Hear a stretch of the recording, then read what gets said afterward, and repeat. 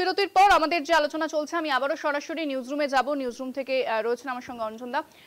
অঞ্জনদা, যদি আমরা দেখি তাহলে এই যে সীমান্তবর্তী এলাকায় যেভাবে ভোট বেড়েছে এবং তুমি যেটা প্রথমেই বললে প্রশান্ত কিশোরের জনসুরাজ পার্টি একটা ফ্যাক্টর হয়ে দাঁড়াচ্ছে, পাশাপাশি এই যে একটা অ্যান্টি ইনকামবেন্সি চলছে দীর্ঘদিন ধরে, এই সমস্ত কিছুই কি ভোটার টার্নআউটের ক্ষেত্রে একটা প্রভাব ফেলছে?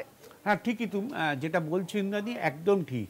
নিঃসন্দেহে বলা যেতে পারে যে এবারে বিহারের বিধানসভা নির্বাচনে যে পরিমাণ ভোট পড়েছে, গত কয়েক দশক কার্যত এত ভোট তোমার বিহারের নির্বাচনে কিন্তু পড়েনি।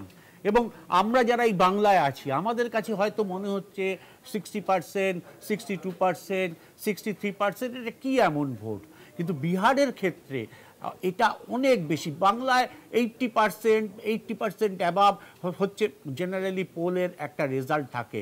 বিহারের ক্ষেত্রে এই 60% আপটা বিরাট ব্যাপার।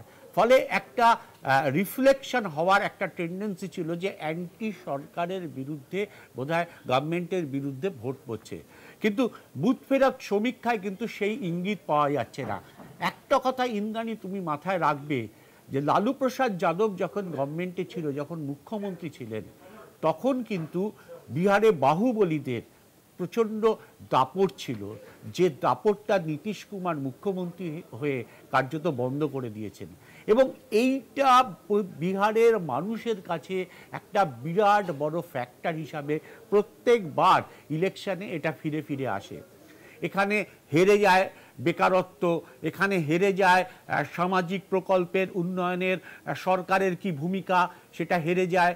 আমরা দেখেছি যে বারবার এটা ফিরে আসে যে এই বাহুবলীদের অত্যাচার থেকে বিহারের মানুষকে বাঁচিয়েছিলেন নীতিশ কুমার।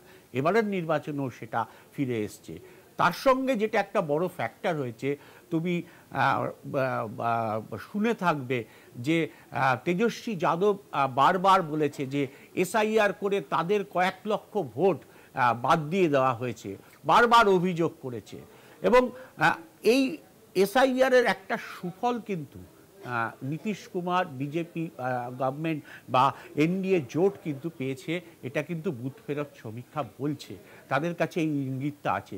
ঠিক সেইভাবেই কিন্তু এই প্রশান্ত কিশোরের দল মহাগঠবন্ধনের একটা ভোটকে কেটেছে, অর্থাৎ অ্যান্টি গভর্নমেন্টের বিরুদ্ধে যে ভোটটা পড়ার কথা ছিল মহাগঠবন্ধনে, সেই ভোটটা ভাগ হয়ে গেছে জনসুরাজ পার্টির সঙ্গে মহাগঠবন্ধনের।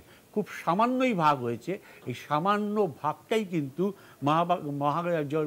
গঠবন্ধনকে এবারও সরকার গড়া থেকে পিছিয়ে দিল বলে এইটা মনে করছেন রাজনৈতিক মহল। আবারও বলছি, এই সমীক্ষা চূড়ান্ত নয়, ফলে দেখা যাক কোন দিকে বিষয়টা এগোয়।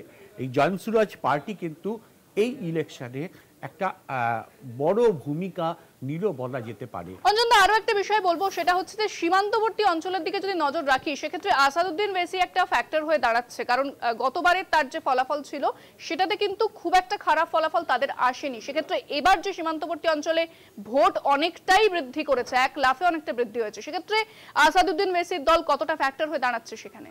দেখো, কতটা ফ্যাক্টর হয়ে দাঁড়াবে 14 তারিখ বোঝা যাবে, কিন্তু এই মুহূর্তে যে সমীক্ষার চিত্র আছে তাতে কিন্তু সেই রকম কোনো বড় একটা চিহ্ন আসছে না যে বিরাট কিছু একটা ফ্যাক্টর হয়েছে।